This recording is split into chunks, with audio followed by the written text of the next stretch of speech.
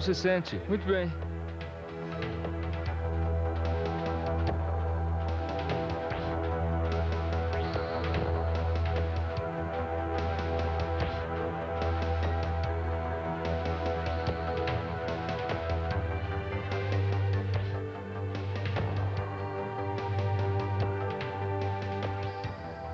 Desde a década de 1950, os adventistas do sétimo dia chegaram a ser uma das populações mais estudadas do mundo.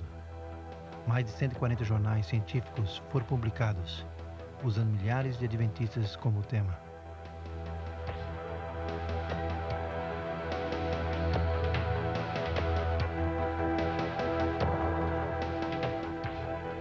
A quanto está? 12/10, muito bem.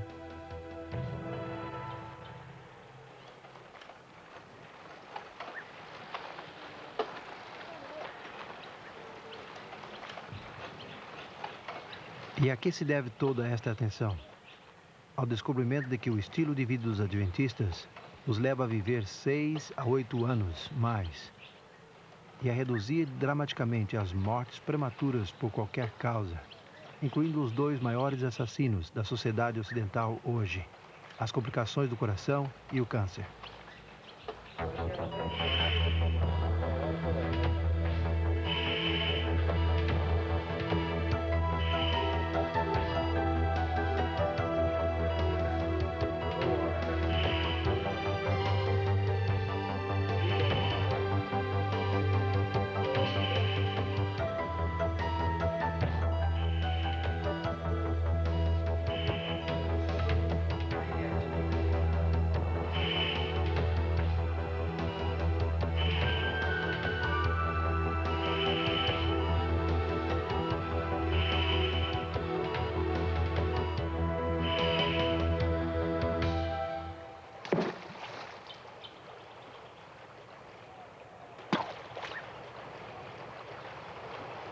Qual é a fórmula mágica?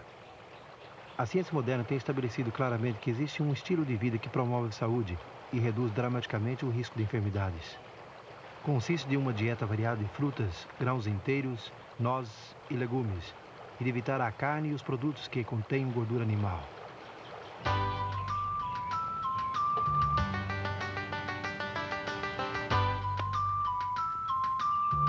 Mas também é importante o sono adequado, o exercício ao ar livre, tomar muita água e abster-se do uso de tabaco, álcool, café, chá e outras drogas.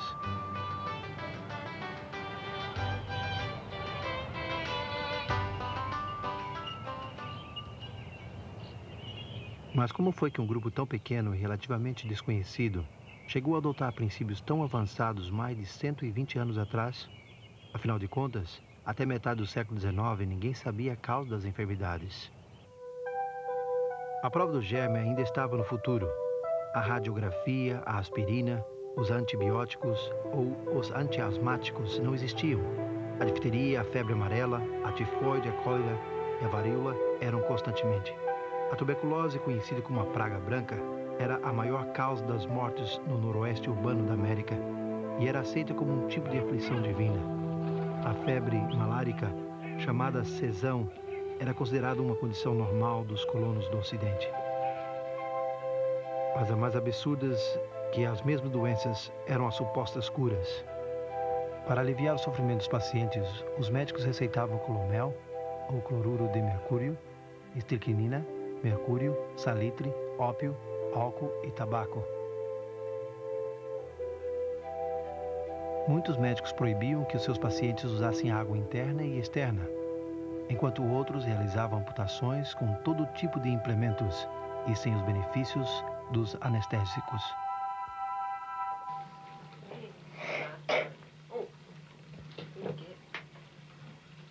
O ar noturno era considerado perigoso. Fechavam as janelas e as portas hermeticamente por medo de apanhar gripe.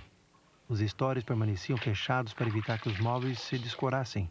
Os residentes urbanos não praticavam exercícios nem se banhavam.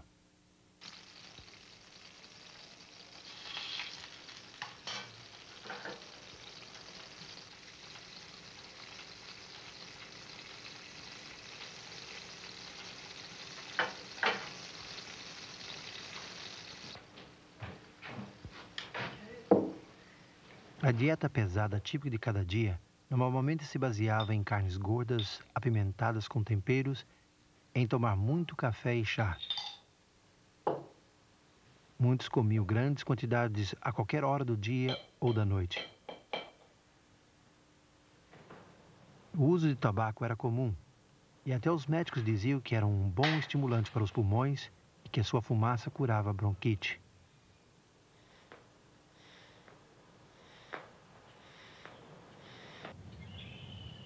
Quase ninguém via relação entre o regime alimentar e as doenças dominantes. J. N. Andrews, o missionário e pioneiro adventista, expressou a crença quase universal, e cito suas palavras: "A maioria das doenças estão fora de nosso controle e são encomendadas pela mão de Deus." Digo quase ninguém, porque no meio dessa confusão médica, algumas vozes clamavam por uma reforma. Homens como Silvério Graham, que nos anos 1830 chegou a ser o líder do movimento americano pró-saúde. Ele apelou para que se voltasse à natureza e aos métodos de curas naturais e recomendou uma dieta simples, incluindo o vegetarianismo e especialmente os produtos integrais. A comida tinha que ser preparada com o mínimo possível de temperos e estimulantes. Também condenou o tabaco, o chá, o café, as bebidas alcoólicas, as drogas geralmente usadas nas medicinas da época. Embora a sua reforma decaiu com o passar dos 10 anos, outros assumiram com um renovado entusiasmo. A hidroterapia, que consiste em curar com água, gelo e vapor, chegou a ser popular na América, sob a liderança de doutores como Jaime Jackson e Russell Troll. Ambos dirigiam instituições de hidroterapia e promoviam a reforma pró-saúde. E ambos eram íntimos amigos dos pioneiros da nova igreja adventista.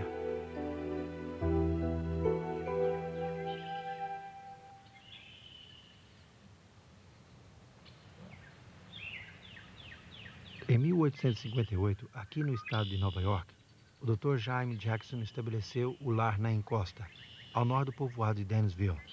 Era a instituição hidroterápica mais bem-sucedida de todas. Jackson publicava um jornal mensal, As Leis da Vida, onde ressaltava suas ideias, opondo-se intensamente às drogas receitadas pelos seus companheiros. Ele tratava seus pacientes com métodos e remédios naturais. Enfatizava especificamente a ideia de obedecer às leis naturais e ensinava que obedecer à natureza é viver. Cria que o maltrato do corpo também afetava as capacidades morais do homem, debilitando assim o seu caráter.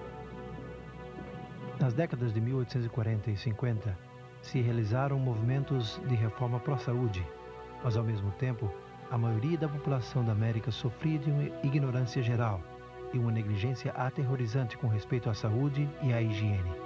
Foi nesse tempo em que Deus decidiu alertar os adventistas do sétimo dia de sua preocupação pela saúde e felicidade de todos. Como nos tempos bíblicos, ele usou o dom de profecia. Entre os anos de 1844 e 1848, Ellen White recebeu muitas visões, mas nenhuma tratava dos princípios de saúde. No outono de 1848, foi-lhe mostrado que não só o tabaco era prejudicial para a saúde, mas também o chá e o café.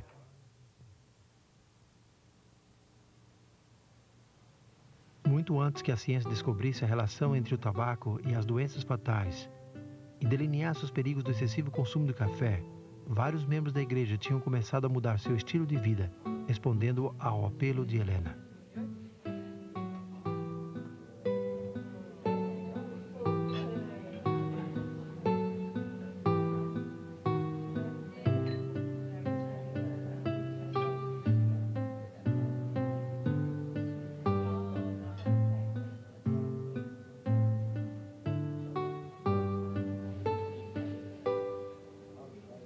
Nos anos seguintes, em 1848, as páginas do Jornal da Igreja informaram com entusiasmo sobre as lutas para deixar o tabaco, o chá e o café.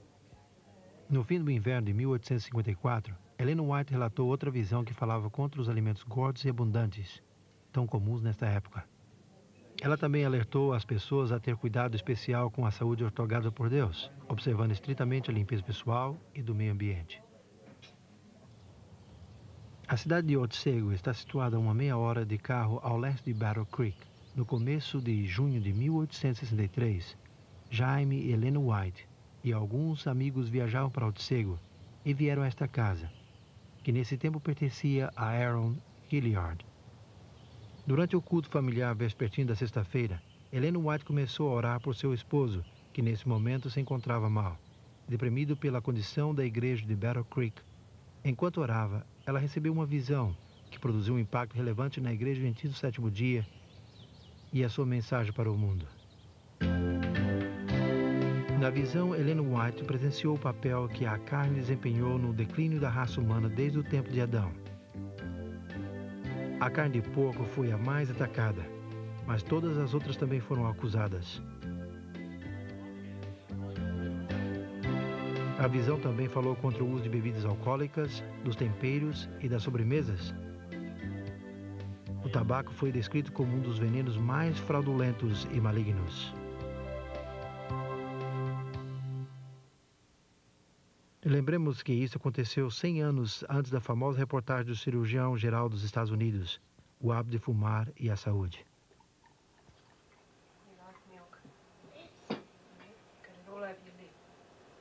Helena disse que o chá e o café produziam efeitos semelhantes ao tabaco,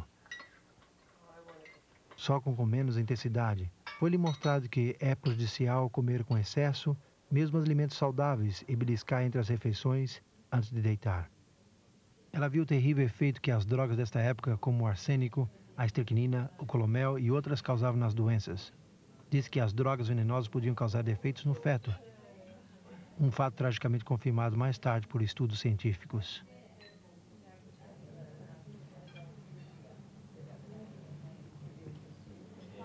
A eliminação desses alimentos e das práticas imprudentes faria com que qualquer pessoa vivesse melhor. No entanto, a visão não somente corrigiu erros, mas também aconselhou positivamente.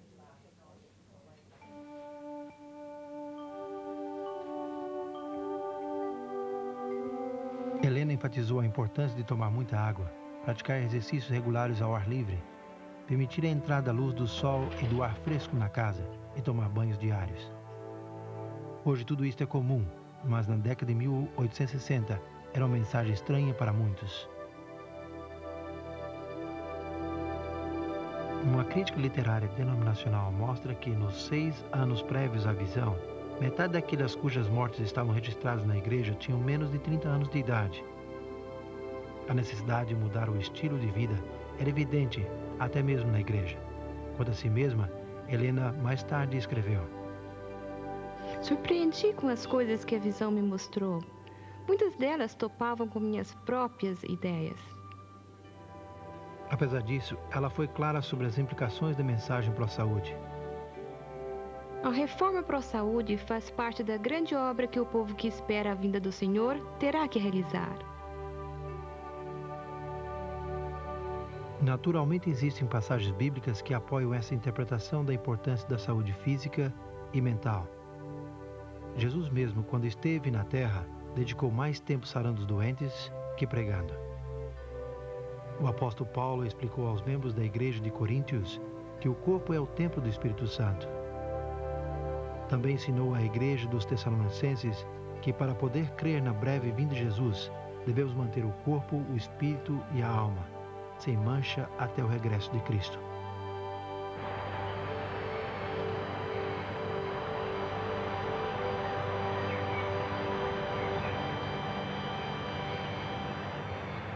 Não é difícil ver que os conceitos de Ellen White simplesmente serviram para ampliar a convicção bíblica de que cada pessoa será responsável pela conservação da saúde perante Deus.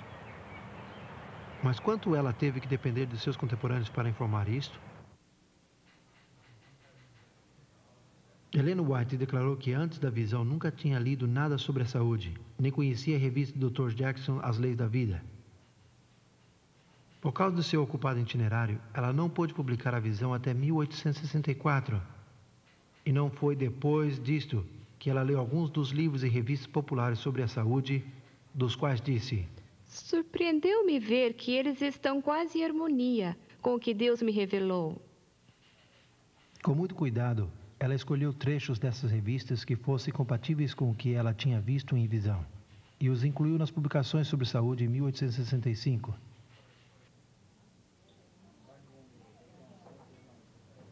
Depois do ano de 1863, Ellen White recebeu mais visões concernentes à saúde. É óbvio que estas a impediram de promover as ideias tão defendidas por alguns escritores, pois se comprovou que eram falsas. O Dr. Traw, por exemplo, proibiu completamente o uso de sal e do açúcar, dizendo que o sal era um mineral venenoso e que o açúcar não era alimento. Ellen White usou um pouco de ambos, mas advertiu de seus maus efeitos se usados sem reserva. Em 1901, ela escreveu acerca do sal. Segundo a luz que recebi de Deus, o sal é realmente essencial para o sangue. Não conheço a causa ou o motivo disto, mas lhes comunico a instrução que me foi dada.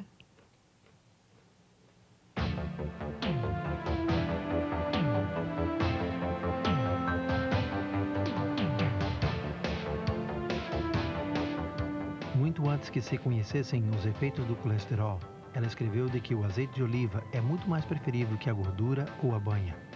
Promoveu um regime vegetariano suprido pelo uso limitado de leite e ovos, muito antes que a ciência confirmasse seus benefícios. De fato, se tem comprovado que um regime vegetariano melhora a resistência dos atletas significativamente. Sua preocupação sobre os produtos refinados e o consumo de muito açúcar tem sido grandemente confirmado pelas investigações científicas. E que sobre os benefícios de caminhar, exercitar-se ao ar livre, na água e à luz do sol, e do divertimento e descanso apropriado que ela defendeu tão intensamente, quem negaria isso hoje? Eu tenho problema com pessoas agressivas. Mas na época de Ellen White, suas mensagens encontraram oposição. Contrária à opinião médica desse tempo, ela promoveu a importância da função da mente no processo da cura. Hoje, a ciência dos psicomáticos reconhece o papel vital que a mente desempenha para vencer a enfermidade. Assim que não queres enfrentar o trabalho ou qualquer outra coisa? Em junho de 1982, a Sociedade Científica Americana e o Conselho Nacional de Investigações publicaram um relatório intitulado A Dieta, a Nutrição e o Câncer. Concluiu que certas variações da dieta diminuem grandemente o risco de contrair câncer. As reformas sugeridas incluem comer muitas frutas, grãos e vegetais e reduzir o consumo de gordura, açúcar, sal e álcool. Com exceção do apelo de Ellen White de abster-se completamente das bebidas alcoólicas, esse relatório não se desvia de jeito algum do que ela mesma escreveu mais de um século antes. Mas que de sua própria saúde?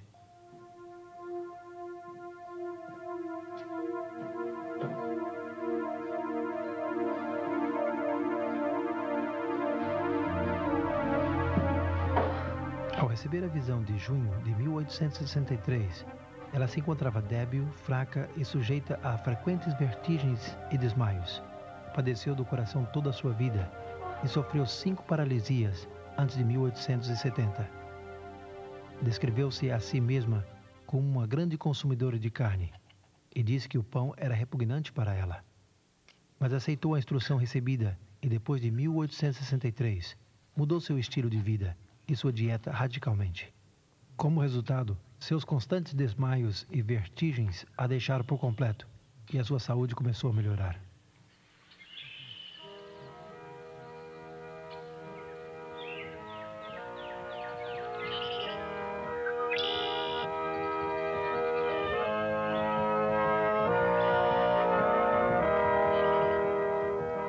Um ano ou dois antes que Helena falecesse aos 87 anos de idade, Arthur Spalding, um contista e historiador, a visitou em Elmshaven.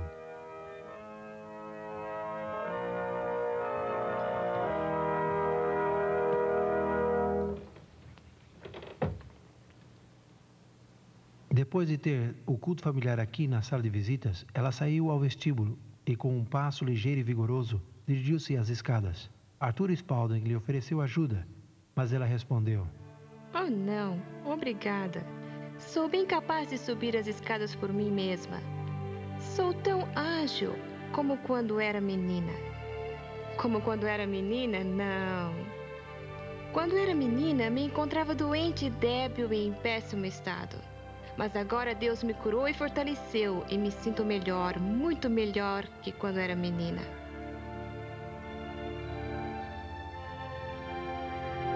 Quase ao final de sua carreira, o Dr. Clive McKay, professor de nutrição da Universidade de Cornell, em Nova York, foi introduzido aos escritos de Ellen White sobre alimentação e nutrição. Ele ficou profundamente impressionado e particularmente intrigado por saber das fontes dessa informação. Perguntou-se como uma mulher com quase nenhuma educação podia dar conselhos de saúde tão avançados para esse tempo. Não aceitou a ideia de que ela os tinha copiado de seus contemporâneos. Afinal de contas, como tivesse sabido quais ideias usar e quais rejeitar entre as desordenantes coleções de teorias e conselhos do século XIX sobre a saúde, muitos dos quais eram também irracionais. Ele achou que ela tinha que ser uma mulher surpreendente com os conhecimentos além de sua época para fazer isso com êxito. Depois de ler extensamente os escritos dela sobre saúde, o Dr. McKay começou a dar conferência a várias sociedades profissionais, usando os conceitos de Ellen White. Estou impressionado com a exatidão de seus ensinos à luz da ciência da nutrição moderna.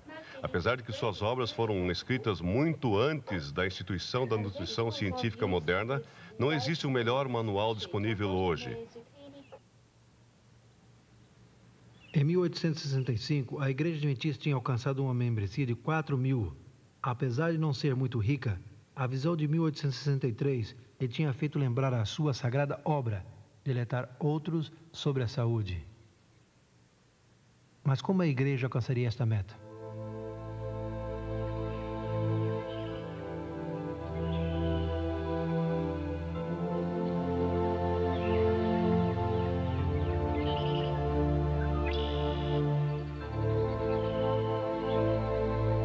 Em agosto de 1865, Jaime White cedeu às pressões e às responsabilidades da liderança da igreja e sofreu um esgotamento nervoso. Sua esposa o trouxe aqui, ao lar na encosta, em Dansville, para ver o Dr. Jackson, onde foi tratado por 3 meses. Os White tiveram a oportunidade de observar os princípios da reforma pró-saúde em prática e encontraram muito para elogiar. No entanto, consideraram que alguns dos princípios de cura eram contrários aos ensinos de Jesus. De fato, até receberam algumas recomendações médicas que poderiam ter sido fatais no caso de Jaime White.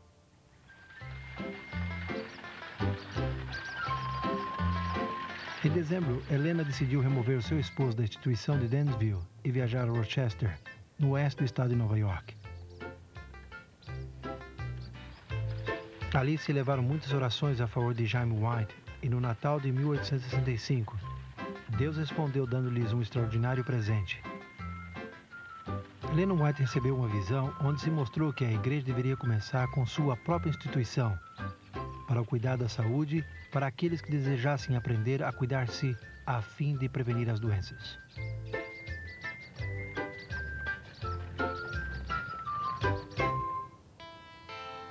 No ano seguinte, se comprou uma velha casa reformada a oeste de Battle Creek, Michigan, num povoado manufatureiro que nesse tempo era próspero, com uma população de 5.000.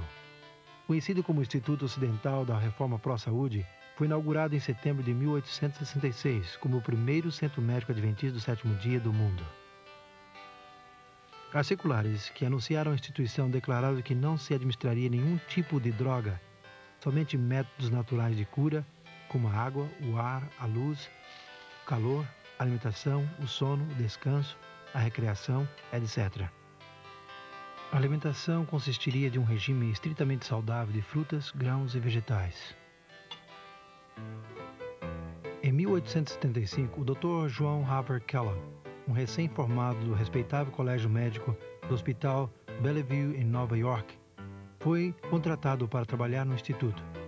Durante seu treinamento médico, os White o tinham animado e ajudado financeiramente. No ano seguinte, aos 24 anos de idade, ele foi nomeado superintendente médico do instituto, posição que ocupou durante os próximos 67 anos. Em 1877, o instituto chegou a ser o Sanatório Médico Cirúrgico de Battle Creek. Foi nesse ano que Louis Pasteur apresentou sua teoria dos germes à Academia Francesa de Ciências. prestígio da medicina estava a ponto de experimentar uma mudança, e o Dr. Kellogg desempenharia um papel muito importante.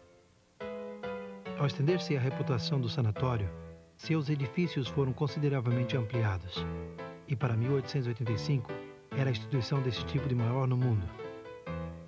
No fim dos 1890, possuía quase 1.000 empregados. Kellogg chegou a ser bem conhecido como administrador, médico, cirurgião, autor, conferencista, inventor e fabricante de alimentos. Sempre estava a par dos últimos progressos do conhecimento médico, porque lia muito e viajava à Europa para estudar com os principais doutores dali. Foi autor de quase 50 livros, com tiragem de mais de 1 milhão de exemplares. Alguns foram as primeiras obras científicas autorizadas publicadas na América em seus respectivos campos. Fundou um colégio de medicina e em sua vida realizou mais de 22.000 operações. A última, aos 88 anos de idade. Suas cirurgias eram tão perfeitas que a cicatriz de Kellogg chegou a ser uma marca registrada. Conduziu mais de 5.000 conferências públicas a centos de milhares de americanos. No sanatório vestido de branco, ele falava sobre os últimos progressos médicos e sobre o sistema de viver saudável, qual sempre promoveu. Inventou muitos tipos de máquinas para tratar os doentes, incluindo este cavalo mecânico. O presidente Coolidge usou-o para seu exercício diário na Casa Branca.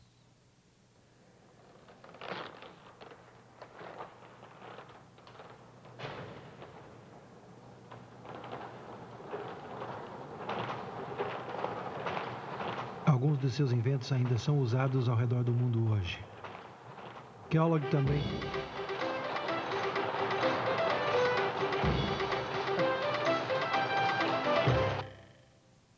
também produziu variedades de alimentos para a saúde, incluindo os flocos de milho que mudaram o hábito de jejumar de milhões.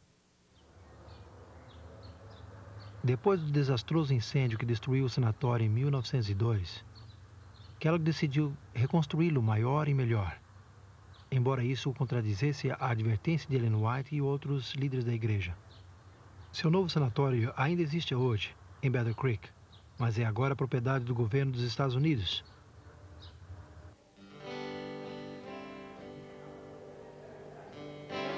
Seu imponente pórtico e entrada acolheram aos muitos que vieram a Kellogg para tratar-se e aprender os seus conselhos sobre saúde. Apesar de mais tarde abandonar a igreja, ele continuou defendendo os seus princípios de saúde.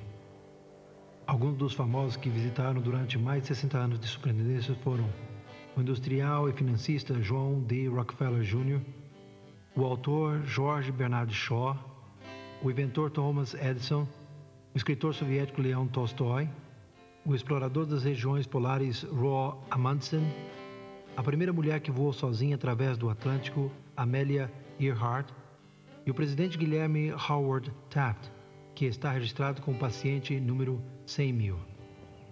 Em 1891, perguntaram a Kellogg como o sanatório de Battle Creek era capaz de estar 5 anos mais adiantado que o resto da profissão médica. Kellogg respondeu que se algo novo aparecia, concordava com a filosofia e os princípios de saúde promovidos por Ellen White, ele o adotava imediatamente.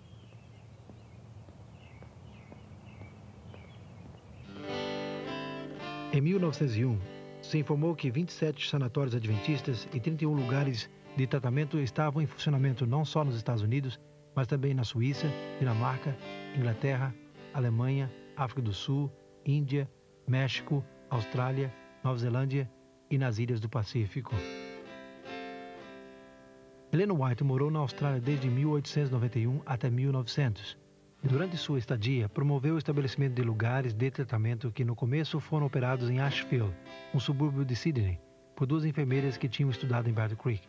Mais tarde, a localização se mudou para Summerhill, onde chegou a ser um sanatório médico-cirúrgico. Em julho de 1899, Ellen White pediu que se construísse um sanatório longe do centro de Sydney, onde se preservariam os valores espirituais e os sãos princípios da cura física e mental. Depois, nesse ano, ela se encontrava no grupo que viajou desde a estação de Thornley, um subúrbio do norte, pelas vias do sertão, ao redor da Rocha Cabeça de Cão, para inspecionar uma propriedade de 75 acres no terreno mais elevado da área de Sydney. Durante os anos seguintes, um sanatório de 100 camas foi construído. Foi inaugurado no dia 1º de janeiro de 1903. Sendo substituído em 1973 por este moderno edifício de 304 camas, o Hospital Adventista de Sydney pratica os princípios de excelência clínica junto com o Ministério Cristão de Cura.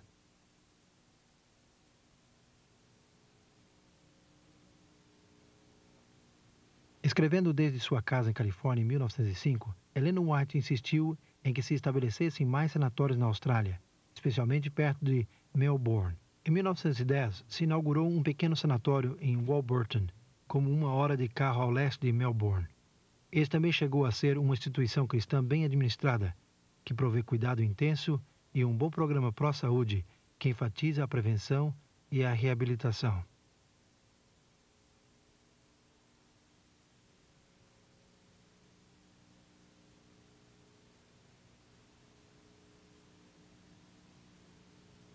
Mas era no sul da Califórnia que Helena iria influenciar notavelmente no desenvolvimento do Ministério Cristão de Cura da Igreja. Durante os últimos 15 anos de sua vida, morou aqui em sua casa, em Almshaven. Nesse período de tempo, recebeu muitas visões noturnas concernentes à obra da igreja. Em 1902, numa das visões, Deus lhe revelou que no sul da Califórnia haviam propriedades desocupadas na zona rural, adequadas para os propósitos de um sanatório e à venda a um preço muito mais baixo que o custo original. Logo depois disso, um edifício de 3 andares foi posto à venda na bela terra panorâmica do Vale Paraíso, perto de San Diego. Tinha sido usado como sanatório e originalmente custava $25 mil, mas agora o ofereciam por $12 mil por falta de água. As negociações se seguiram por uns 18 meses, até que em 1904 o preço foi reduzido a $4 mil, muito mais baixo que o custo original, justamente como Helena tinha predito. Depois da compra da propriedade, ela contratou a Salen Hampton, um perfurador de poços adventista. Sr. Hampton. Minha senhora, alcançamos 98 pés. Imagine, são 10 andares para baixo e não encontramos nada mais que areia e terra seca. Tem certeza que Deus quer que a senhora compre este lugar? Sim, Sr. Hamilton. 3 vezes me mostrou em visão que devemos conseguir este lugar. Bem, acho que isso me convence. Deus não nos daria um elefante sem prover água para que ele beba? Daria?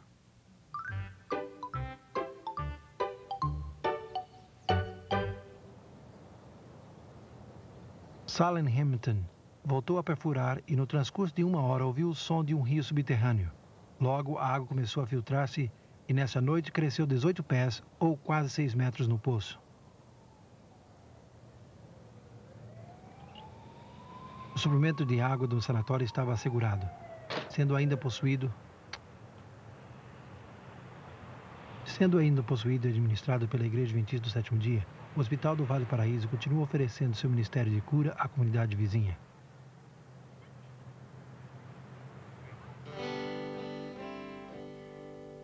Em abril de 1904, Ellen White insistiu que se deveria assegurar e operar um sanatório perto de Los Angeles, no distrito rural. Em Glendale, um subúrbio de Los Angeles, um edifício de 3 andares num terreno de 5 acres, representando uma inversão inicial de $50 mil, foi oferecido à igreja por $26 mil. Em 1904, foi comprado por $12 mil, muito mais baixo que o custo original. Depois da compra, Ellen White desafiou os administradores com estas palavras: Todos os que queiram curar-se aqui deverão receber cura espiritual tanto como física. Palavras que ainda motivam o funcionamento do hospital hoje.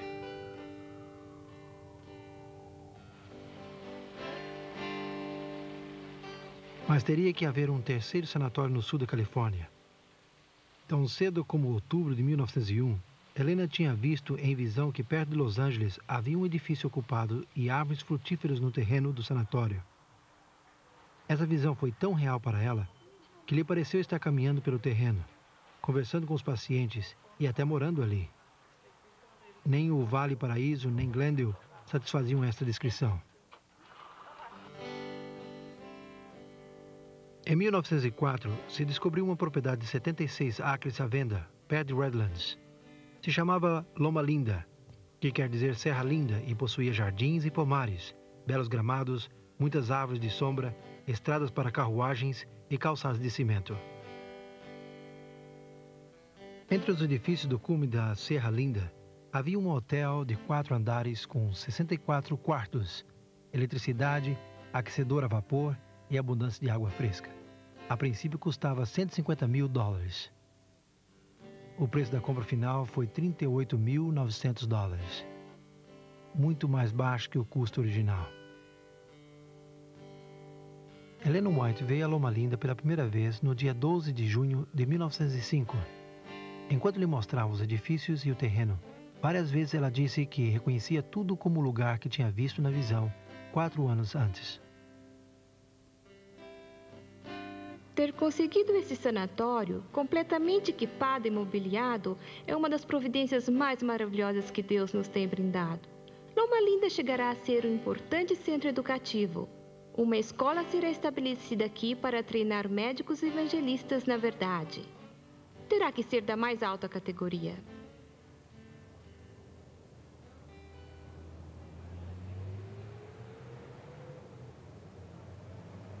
Os que a fundaram tinham pouco dinheiro, mas possuíam uma fortuna em fé. Fé em Deus e em seu poder para trazer saúde e esperança aos que sofrem.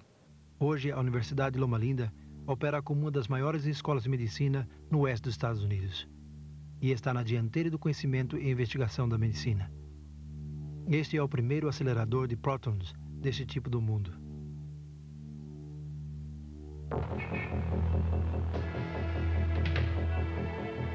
Junto com centos de outras instituições de saúde adventistas do sétimo dia ao redor do mundo, a meta do Centro Médico de Loma Linda não somente é fazer que homens e mulheres se sintam bem fisicamente, senão que através de um ministério de compaixão e serviço cristão, lhes tragam cura espiritual e uma unidade com Deus para prepará-los para o breve regresso de Cristo. Esta meta revela o principal propósito do programa adventista para o cuidado da saúde, assim como lhe foi revelado à Igreja, através do dom profético otorgado a Ellen White. Esse propósito envolve muito mais que adotar uma dieta vegetariana, ou decidir parar de fumar ou tomar álcool. Não somente diz a respeito à cura das doenças, mas também à prevenção das mesmas. Seu exemplo e motivação surge do infinito amor de Jesus, do divino bom samaritano, que veio ao mundo de doença, dor e morte, para trazer saúde física, mental e espiritual. Hoje, ele nos convida a seguir os seus passos.